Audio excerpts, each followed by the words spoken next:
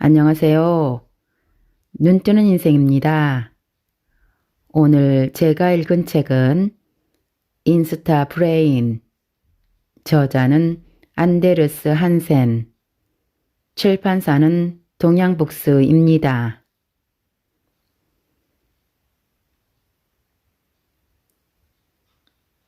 100년 전 인류는 우리보다 멍청했을까? 지금까지 휴대전화가 기억이나 집중력 같은 정신 능력에 어떤 영향을 미치는지 살펴보았다. 또한 오래 가만히 앉아 있거나 잠을 덜 자는 등 현대 생활 방식도 휴대전화와 동일한 결과를 유발한다는 사실도 다루었다. 그렇다면 우리가 점점 멍청해지고 있다는 뜻일까? 잠깐만, 우리가 더 똑똑해진 거 아닌가? 맞는 말이다. 다만 장기적으로 봤을 때만 그렇다. 서양에서 평균 IQ는 지난 100년 동안 30점 상승했다. 첫 현대 IQ 테스트는 1900년대 초에 개발되었으며 당시 평균 IQ는 오늘날과 같이 100이었다. 하지만 우리가 점점 똑똑해지면서 테스트 난이도도 높여야만 했다. 현재 IQ 테스트를 통해 평균인 100점을 받으면 100년 전 기준으로는 130점으로 가장 똑똑한 인구 3%에 들었을 것이다. 마찬가지로 1900년대 초에 100점을 받아 평범한 능력이라고 평가받은 사람은 오늘날 테스트로는 발달장애 기준에 해당하는 70점을 받았을 것이다. 그렇다고 100년 전 사람들이 우리보다 멍청했던 것은 아니다. 현실적인 삶에서 우리만큼 잘 대처했다. 우리의 IQ가 올라간 원인은 오늘날 지능 검사에서 측정하는 추상적이고 수학적인 사고에 필요한 훈련을 훨씬 더 많이 받았기 때문이다. 무엇보다도 우리는 학교에 더 오래 다닌다. 오늘날 스웨덴인의 절반은 고등학교를 졸업했다. 100년 전에는 대부분 7년제 초중학교에 다녔을 뿐이다. 또한 오늘날은 직업이 더욱 복잡하다. 내 직업을 예로 들어보면 100년 전의 의사는 사용할 수 있는 약품의 종류가 그다지 많지 않았다. 그때는 항생제조차 발견되지 않았을 때였다. 하지만 오늘날에는 구할 수 있는 의약품이 수천 개는 되며 의학 지식은 너무 방대하여 모든 것을 다 살펴볼 수 있는 사람이 없을 정도다. 낮아지는 우리의 IQ. 우리는 점점 더 복잡한 직업과 더 오랜 시간 교육을 받아야 하는 복잡한 세계에 발을 들여놓았다. 그리고 이를 통해 추상적인 사고 능력을 발달시키고 IQ 테스트에서 하는 것과 같은 사고력을 연습하게 된다. 각 세대의 IQ가 올라가는 현상은 뉴질랜드의 제임스 플린 교수의 이름을 따서 플린 효과라고 부른다. 그러나 플린 효과가 전적으로 디지털화 때문만은 아니다. IQ 상승은 1920년대 이후로 10년마다 거의 비슷하게 이루어졌는데 그 당시에도 TV도 인터넷도 없었다. 그런데 1990년대 이후 제임스 플린 교수는 걱정스러운 패턴을 발견했다. 스칸디나비아 반도에서 매년 IQ 상승 폭이 좁아진 데다 평균 IQ가 떨어진 것이다. 난폭은 매년 0.2점 정도로 그다지 급격하지는 않았지만 한 세대가 지나면 스칸디나비아 반도 내 국가들의 평균 IQ는 6에서 7점 하락하게 될 것이다. 이는 명백한 하락세다. 플린 교수는 어쩌면 다른 나라에서도 유사한 현상이 나타날 수 있다고 추측했다. 플린 교수는 학교 수입이 예전과 달리 그렇게 까다롭거나 힘들지 않고 20-30년 전과 같은 방식으로 문해력을 중시하지도 않기 때문일지 모른다고 말했다. 또한 우리가 몸을 덜 움직이는 게 일부 영향을 미쳤거나 범람하는 모든 정보를 처리하는데 어려움을 겪기 때문일지도 모른다고 덧붙였다. 우리네는 지금도 계속 바뀌고 있다. 런던에서 택시를 탈 때마다 택시 기사가 지도나 GPS 없이 길을 잘 찾는다는 사실에 항상 놀란다. 도로 체계가 어마어마하게 광범위할 뿐만 아니라 어떤 식의 논리도 구조도 없이 보이기 때문이다. 하지만 내가 운 좋게 특별히 경험이 풍부한 택시 기사를 만난 게 아니었다. 런던에서 택시 기사가 되는 것은 2,000개 이상의 길거리와 5,000개 이상의 장소를 기억해야만 하는 엄청나게 어려운 일이다.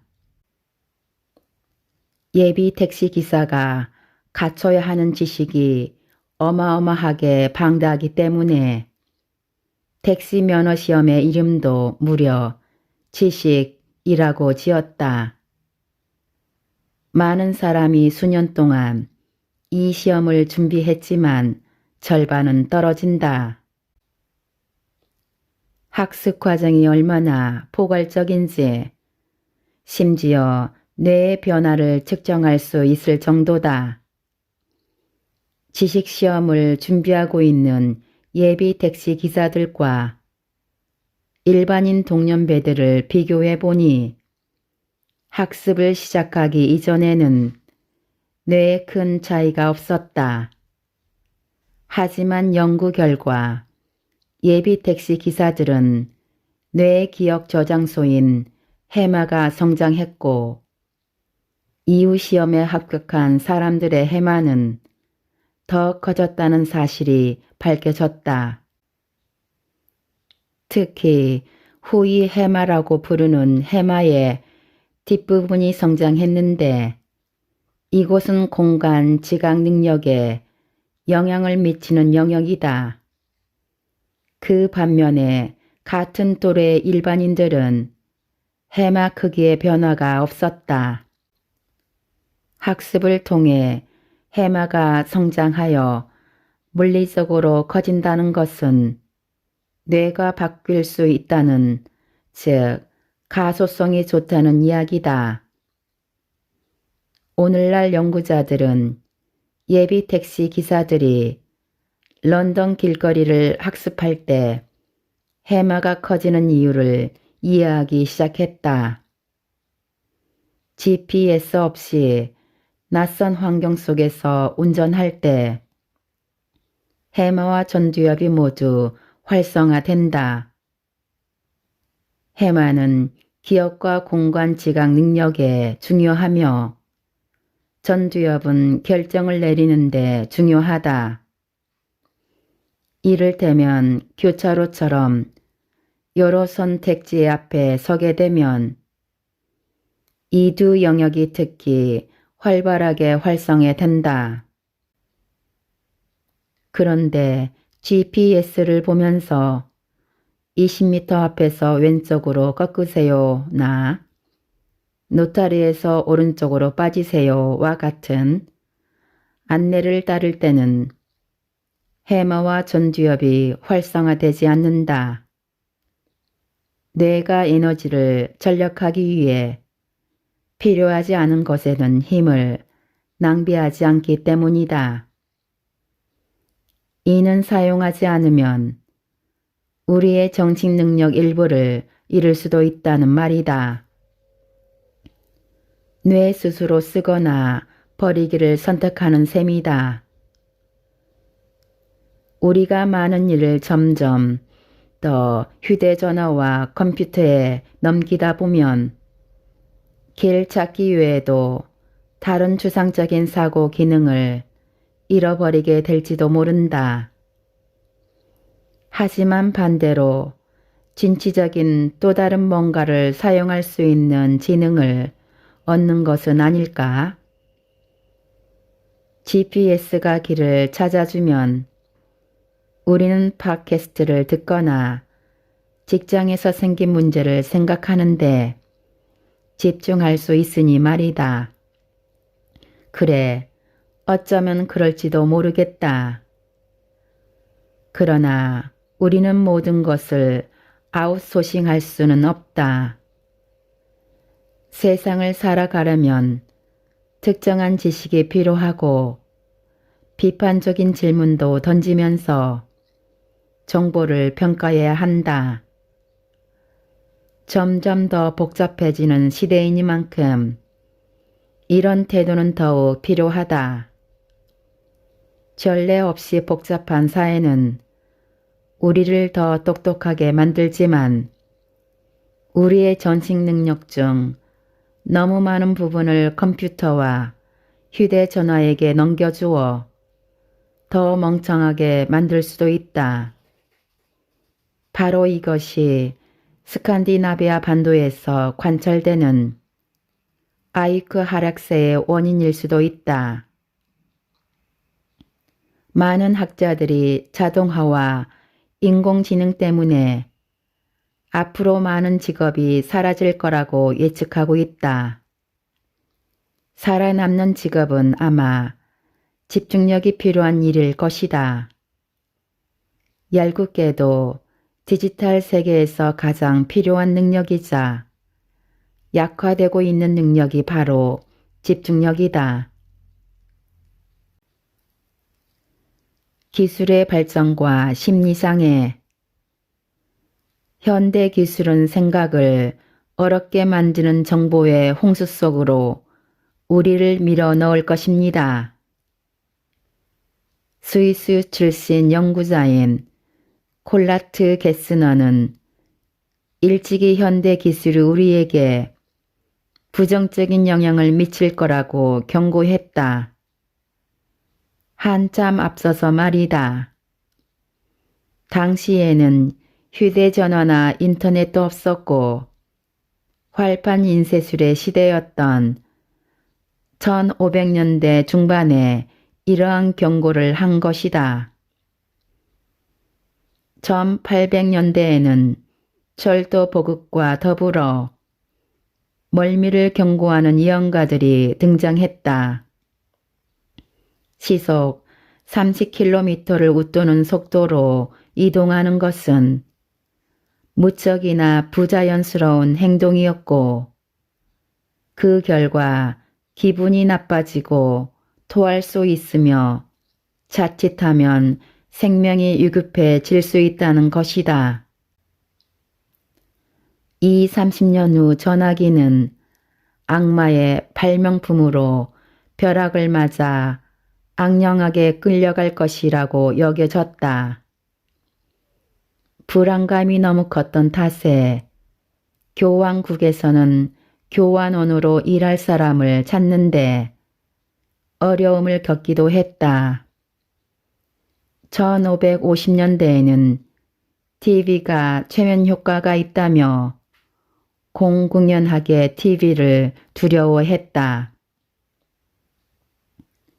오늘날 뇌에 미칠 영향을 걱정하면서 디지털 생활 방식을 불안해하는 것은 전화기의 악령이 들었다거나 TV가 최면을 건다고 말하는 것과 같은 것일지도 모른다. 새로운 기술의 등장으로 변화가 일어나면 심판의 날을 얘기하는 예언가들이 본능적으로 외치는 이러한 말들과 똑같을지도 모른다. 그러나 이러한 우려의 목소리를 진지하게 받아들이는 게 좋을 것 같다. 그 이유를 보여주는 한 예가 있다. 새로운 기술은 곳곳에 있으며 우리는 24시간 내내 이 기술들과 하나가 되어 생활한다. 하루에 6, 7시간씩 기차에 앉아 있던 사람은 없었다. 하루에 6시간씩 통화하던 사람도, 주머니에 TV를 놓고 다니던 사람도 없었다. 하지만 지금 우리는 휴대전화와 컴퓨터를 그야말로 24시간 내내 사용하고 있으며 이것은 앞서 이루어진 기술혁명과는 사뭇 다르다. 뇌는 자신이 살아가는 세계에 적응하는 능력이 놀라울 정도다. 그러니 이러한 실용성과 가소성을 생각하면 하루 24시간 내내 디지털에 둘러싸여 생활 방식이 우리에게 강력한 영향을 미치지 않았을 리가 없다. 연구하고 있을 시간은 없다. 매일같이 디지털 생활 방식이 미치는 영향을 다룬 연구조사 결과들이 쏟아지고 있다. 새로 발견된 사실들을 읽다 보면 어지러울 지경이다. 그러나 생각해 봐야 할 중요한 게 하나 있다. 연구에는 시간이 걸린다는 사실이다. 연구자가 연구를 계획하고 참가자를 모집하여 연구를 수행한 뒤 결과를 분석해 학술 저널에 이 내용을 싣는 데까지는 통상 4, 5년이 걸린다. 그러니까 오늘날 발표되는 수많은 연구 결과들은 이미 2013년에서 2014년에 계획에 수립된 셈이다. 그런데 그 이후 우리가 디지털 미디어에 할애하는 시간은 급격하게 증가했다. 디지털 기술이 미치는 영향을 연구하는 속도보다 디지털 기술의 발전 속도가 더 빠르다. 오늘날 디지털 생활 방식이 미치는 영향에 대한 연구 결과를 보고 싶다면 2023년까지는 기다려야 한다. 그리고 그때쯤이면 당연히 기술은 더욱 발전했을 것이다. 지난 20년 동안의 흐름이 반전되지 않는 이상 휴대전화와 컴퓨터를 지금보다 더 오랜 시간 사용하고 있을 것이다. 그리고 다시 2023년에 디지털 생활 방식이 미치는 영향을 알고 싶다면 2027년까지는 기다려야 한다. 그러니까 내 말은 주의를 기울이자는 것이다. 아이의 손에서 혹은 우리의 손에서 휴대전화와 태블릿을 떼어놔 보면 휴대전화와 태블릿에 중독성이 있다고 의심하게 될 것이다. 잠을 점점 더 못 자고 더욱 불안해하거나 집중력이 저하되는 동시에 하루에 3시간씩 휴대전화를 사용한다면 지금까지 나온 연구 결과가 어떻든 일단 휴대전화를 잠시 내려놓는 게 좋겠다. 우리는 무엇을 잃고 있는가? 앞에서 얘기했듯이 인류는 쉽게 주의가 흐트러지는 자연스러운 본능이 있다. 휴대전화는 바로 이 본능을 직접 파고든다. 그런데 우리의 주의가 산만해진 게 사자가 아니라 페이스북 때문이라고 해도 결국은 원래의 산만한 수준으로 돌아간 것 아닌가요?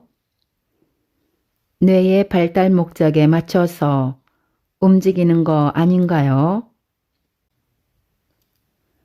오늘날 새로운 디지털 세계가 우리를 점점 더 주의 산만하게 만든다는 내용의 강연을 할 때 어떤 사람이 이런 질문을 던진 적이 있다.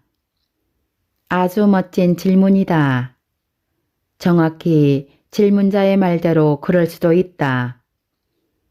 그러나 실제로 그렇다면 우리가 필수 부가결한 무언가를 잃어버릴 위험이 있다. 대기부 문화적, 기술적, 학술적 진보는 대부분 고도의 집중력을 가진 사람들 덕분에 이루어져 왔다. 상대성 이론이나 DNA 분자 발견 혹은 얄궂게도 주의를 산만하게 만드는 최적의 도구인 아이폰 개발 모두 상상할 수 없을 정도의 집중력이 필요했다. 자기 자신을 넘어설 필요는 없다. 만약 당신이 스포츠, 악기 다루기, 프로그래밍, 기사 작성 혹은 요리를 특출하게 잘한다면 아마도 그 하나를 잘하기 위해 노력하고 집중했을 것이다. 어쨌든 결국에는 새로운 디지털 삶에 적응하지 않을까요? 라고 내 답변을 충분히 이해하지 못한 질문자가 다시 물었다. 필기술, 활판 인쇄술, 시계와 같은 여러 다양한 기술적 장치는 작업 방식과 의사소통 방식뿐만 아니라 사고 방식도 바뀌었다. 우리의 디지털 생활 방식도 똑같은 영향을 미칠 가능성이 있다. 그러나 그렇다고 해서 자동으로 더 나은 방향으로 바뀐다는 뜻은 아니다.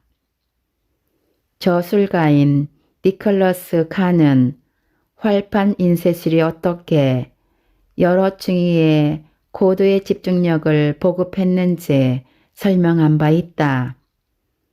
책을 펼친 사람은 누구든지 순식간에 다른 사람의 생각을 들여다보면서 저자가 쓴 내용에 집중할 수 있지만 인터넷은 책과 정반대라고 봤다. 인터넷은 깊은 생각을 퍼뜨리는 게 아니라 새로운 것과 더 빠른 도파민 주사만을 끊임없이 추구하면서 겉만 훑고 지나가게 한다는 것이다. 우리는 여전히 진화하고 있는가? 그렇다. 우리는 진화하고 있다. 지금이 진화의 종점은 아니다. 말하자면 진화는 멈추지 않는다. 그러나 오늘날 진화의 속도는 더뎌졌을 것이다. 이 추측이 슬프지만 사실인 이유는 진화가 특정 환경에서 이득을 안겨주지 않는 특질을 제거하기 때문이다. 이러한 특질을 가진 사람들은 생존하지 못하며 유전자를 후대에 물려주지도 못한다. 북극곰이 차츰 흰털을 갖게 된 것은 흰털이 없는 객체가 죽을 확률이 높아졌기 때문이다. 책의 초반에서 소개했던 칼로리에 대한 욕구가 강했던 마리아가 후대의 유전자를 물려줄 확률이 더 높았던 것은 그 시대에 굶어 죽는 게 일상적이었기 때문이다. 충분히 먹지 않은 사람은 생존하지 못했다. 칼로리 섭취 충동을 느끼지 않은 사람들은 죽었기 때문에 이 충동은 수천 년에 걸쳐 차츰 보편적인 특성으로 자리 잡게 된 것이다. 그렇다면 결국에 우리는 문자 보내는데 최적화된 엄지나 컴퓨터 프로그래밍 언어를 이해할 수 있는 선천적인 능력의 발달을 통해 새로운 디지털 세계에 적응하게 될까? 나는 그렇게 생각하지 않는다. 진화는 생존이나 번식에 도움이 되는 특질을 보편화시키고 이러한 특질이 없는 사람들은 생존도 번식도 하지 못하게 흘러간다. 그런데 오늘날 우리는 경이로울 정도로 서로의 생존을 돕고 있다. 전 세계 평균 기대 수명은 고작 200년 사이에 30대에서 대략 70세로 올라갔다. 시험관 수정 덕분에 아이를 갖지 못했을 많은 사람들이 아이를 가질 수 있게 되었다. 이 모든 것은 환상적이지만 엄밀하게 생물학적으로 말하면 진화가 해방을 받고 있다는 뜻이다.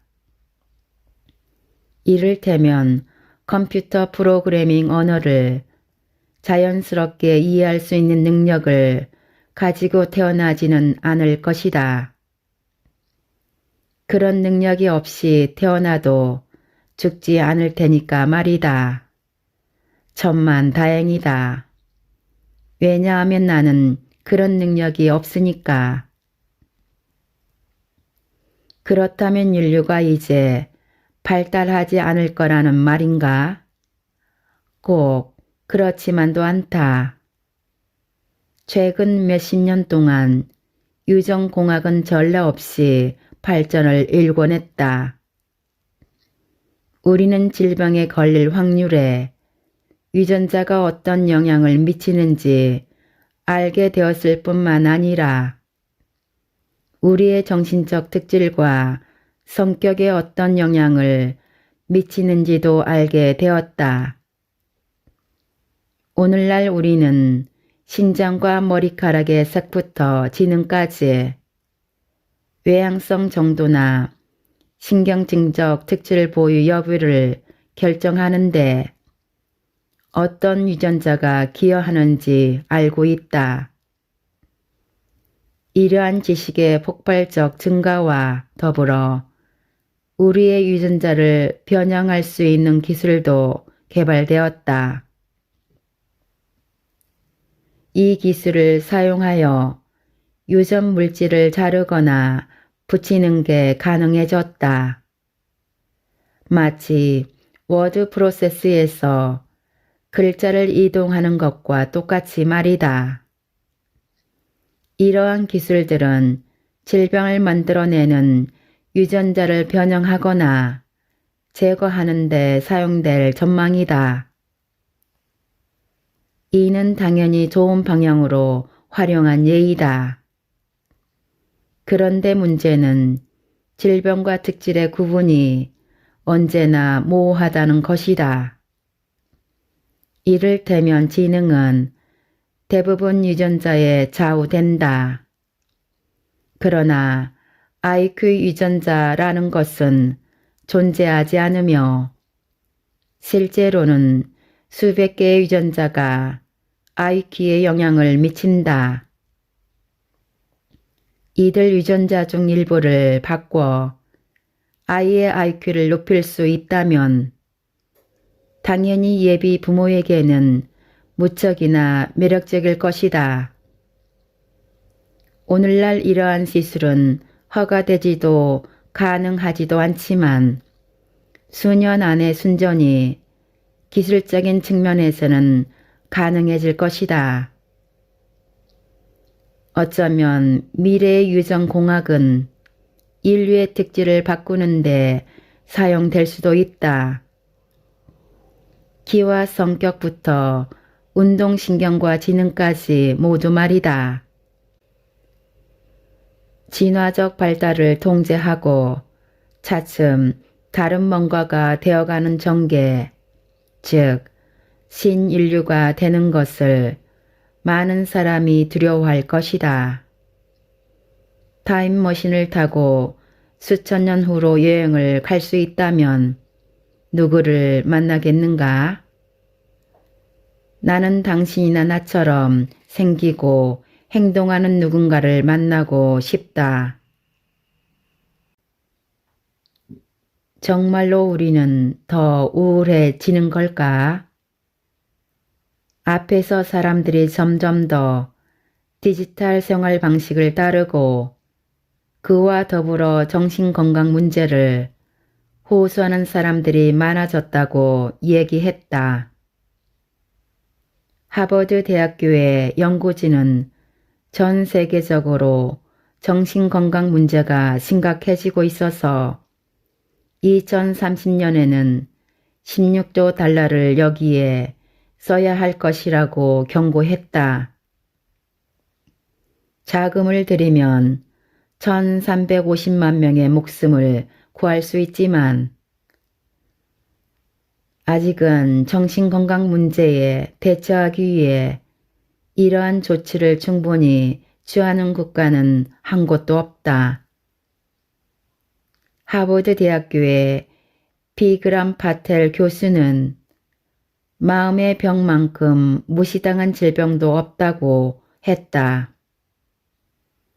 스웨덴에서도 정신건강 문제가 나날이 심각해지고 있다. 오늘날 스웨덴의 성인 100만여 명이 항우울제를 복용하고 있다. 1990년대와 비교하면 500에서 1000% 증가한 셈이다. 심리학적 진단을 받거나 향정신성 의약품을 복용하는 청소년의 비율은 10년 동안 2배 증가했다. 이러한 수치는 무척 암울해서 우울해지기까지 한다. 그런데 정말로 우리의 기분이 더 우울해졌을까? 이 질문은 사실 대답하기가 어렵다. WHO에 따르면 스웨덴은 2016년에 우울감을 느끼는 청소년이 1990년에 비해 늘어나지 않았다. 일각에서는 우리의 기분이 전보다 우울해진 게 아니라 오늘날에는 사소한 일에도 도움을 청하는 데다가 보건소에서 평범하게 그지없는 감정들까지 치료하기 때문에 증가한 것처럼 보인다는 것이다. 그렇다면 누구를 믿어야 하는가? 나는 증가세를 진지하게 받아들여야 한다는 입장이다. 비록 살면서 자연스럽게 겪게 되는 보편적인 정서장애도 정신건강의학과에서 도와주었으면 하는 비현실적인 기대를 하는 사람들이 분명 있기는 하지만 말이다. 내가 고등학교에 다녔던 1990년대에는 정신건강 전문의를 찾아간다는 것은 상상도 할 수 없었다. 죄수복을 입고 쿠션을 덧댄 방에 갇힐 거라 생각했으니 말이다. 그래서 많은 사람이 마음에 문제가 있어도 도움을 받지 못했다. 오늘날에는 많은 사람이 도움을 받고 있다. 좋은 현상이다. 일례로 그 덕분에 1990년대 이후 자살률이 30% 감소했다. 행복은 당연한 게 아니다. 우리 인간은 본능적으로 반드시 행복을 느끼는 것은 아니다. 우리를 형성한 세계에서는 인구의 절반이 채 10세도 못 채우고 죽었으며 평균 기대 수명은 30세였고 암이나 심혈관계 질환이 아니라 감염, 기아, 살인, 사고, 야생동물 때문에 사망했다. 그 세계에서는 불안을 느끼고 경계를 늦추지 않는 게 생존에 도움이 되었다. 우리의 선조는 한가로이 걸으면서 모든 게 다 좋다고 생각했고 뱀이며 사자 혹은 자신을 죽이려는 이웃을 못 볼 위험을 감수하기보다는 사방팔방에 존재하는 잠재적인 위험에 집중했다고 해도 과언이 아니다. 오늘날 우리는 이 감정을 불안이라고 부른다. 즉, 우리 선조는 평온했다기보다 불안을 느꼈을 것이다.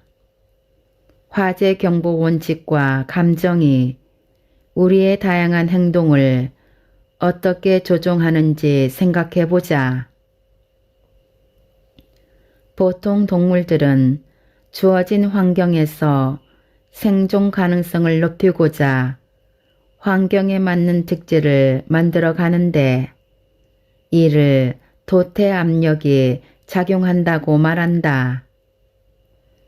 눈이 쌓인 주변 환경 속에서 몸을 숨길 수 있는 흰 북극곰이 태어나기까지 알프스의 가파른 절벽에서 균형을 잡을 수 있도록 돌을 단단히 디딜 수 있게 염소의 발굽이 발달하기까지 압력이 작용한 것이다. 그러나 행복한 호모사피엔스가 태어나기까지는 도태 압력이 전혀 작용하지 않았다. 행복한 호모사피엔스의 생존 확률이 딱히 높지 않았다는 단 하나의 이유 때문에 말이다. 호모사피엔스의 생존에는 가장 강한 자가 살아남는다는 원칙에 앞서 사고와 다툼을 피하는 행동이 더 중요했다. 그러니 불안과 우울감은 기쁨이나 평온한 감정보다 우리의 생존에 더 중요한 감정이다.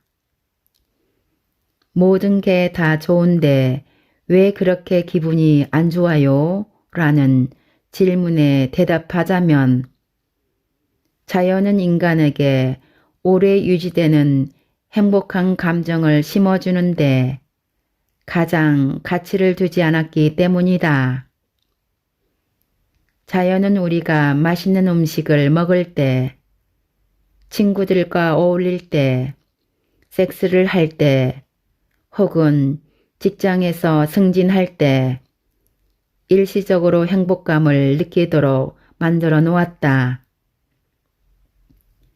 그러나 이러한 긍정적인 감정들은 더 많은 음식과 섹스, 직장에서 좀 더 높은 자리를 원하는 감정으로 빠르게 대체된다.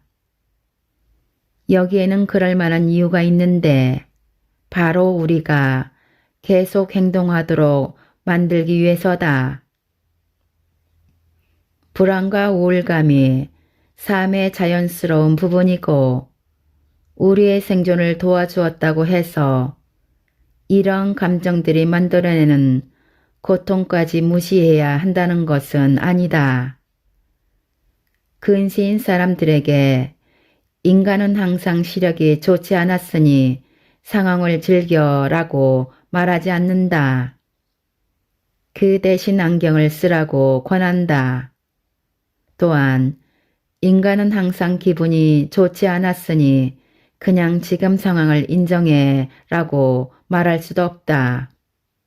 대신 기분을 전환할 수 있도록 불안하고 우울한 사람들을 도와야 한다.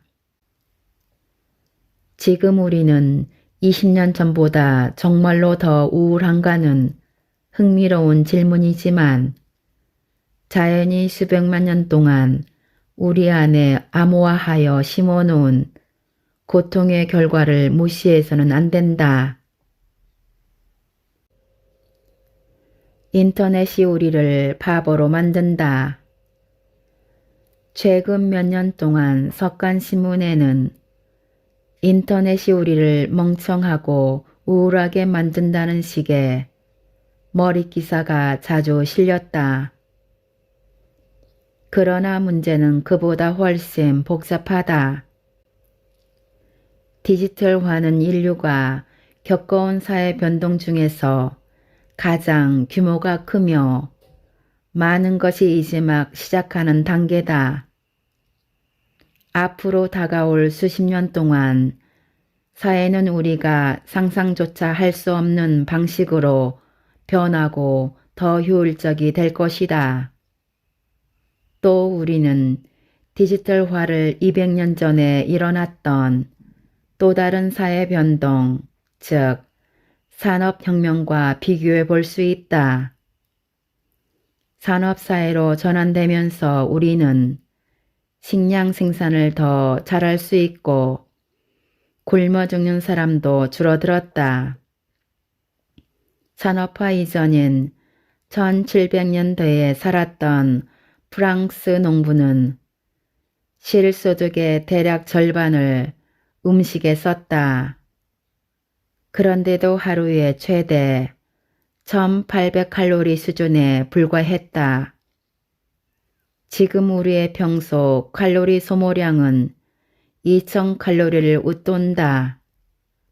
따라서 1700년대의 프랑스 농민들은 수입의 절반을 음식에 쓰면서도 배부르게 먹는 게 불가능했다. 다시 300년 이후로 시점을 이동하면 전 세계 많은 지역에서 기아가 사라졌다. 그 덕분에 수백만 명의 목숨도 살려냈다. 그러나 자기 비판을 하자면 넘쳐나는 칼로리를 제대로 관리하지 못했다. 과체중과 비만의 결과는 예방할 수 있는데도 그러지 못하여 사망 원인 중 상위에 자리 잡았고 이제는 지나치게 많이 먹어서 죽는 사람이 굶어 죽는 사람보다 더 많다. 칼로리 공급이 우리 건강에 미치는 이점과 문제점이 있듯이 디지털화도 우리 뇌에는 양날의 검이다. 클릭 한 번으로 전 세계 정보를 얻는 것은 우리 선조들이 아무리 상상력을 쥐어짜도 꿈조차 꿀 수 없던 사치다. 디지털화는 우리의 정신 능력을 훨씬 효과적으로 사용할 수 있게 도와주며 정말이지 상상조차 하기 힘든 인류의 창조력을 발휘할 수 있게 만들어준다. 그러나 매일같이 휴대전화를 수천 번씩 쓸어 넘기면서 뇌에 폭탄을 투하하면 반드시 그에 따른 결과가 뒤따르게 마련이다. 주의 산만한 특성이 일반화되면 우리는 이러한 특성을 따르려는 갈망을 느낀다. 심지어 주의를 산만하게 만드는 게 존재하지 않는 상황에서도 자꾸 다른 곳으로 시선을 돌리게 된다. 우리가 문자, 트윗, 페이스북에 좋아요 같은 작은 정보 조각을 받아들이는데 점점 익숙해질 수 있도록 큰 정보 조각을 받아들이는 능력은 저하된다. 전례 없이 복잡한 세계에서 이 문제를 대처해야 한다. 우리는 디지털 기계를 현명하게 사용해야만 하며 문제점이 있다는 사실을 주지해야 한다. 그렇지 않으면 간식 코너에 영양가 없는 칼로리처럼 영양가 없는 디지털 칼로리에 적응해 버릴 위험이 있다. 휴대전화 기술은 우리를 2.0 버전으로 만들 수 있는가 하면 0.5 버전으로도 만들 수 있다. 지금까지 인스타 브레인이었습니다. 제9장 뇌는 지금도 바뀌고 있다에서 일부 요약 발췌하여 읽어드렸습니다. 눈뜨는 인생의 리뷰 한마디는 아래 댓글에 있습니다. 감사합니다.